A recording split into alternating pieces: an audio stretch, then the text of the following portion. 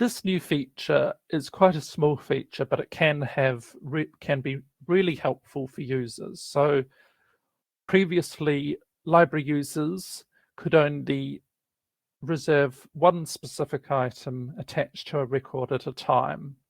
So why was this and how did it look? Well, radio buttons were listed beside every item when you wanted to place a reserve. So if we look at it, we can see here on the screenshot the previous behavior before Koha 2405. We had circular radio buttons. This means I can only tick one of these three items and actually place a reserve on that specific item. If I try and click on one of these other circles, the first one unselects. That's how radio buttons work. You can only have one selected at a time.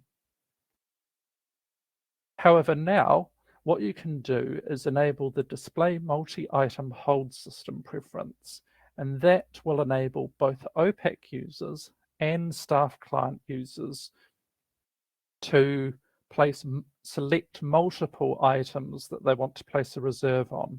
So now the behavior is what we see. Rather than those circular radio buttons, we've got square checkboxes, of which I can have two selected, as you can see here. So I don't want the next available item. I have two specific items that I want. The first one and the third one. I'm not interested in the second item. Why would this be useful? Well, very useful for periodical and subscription or serial records. So for example, you might have a user, a library user, or you yourself might be after the Time magazine and you want to place a specific reserve on the January and March 2024 issues of the magazine. You don't want any random issue, and you also don't just want the January, you want March as well.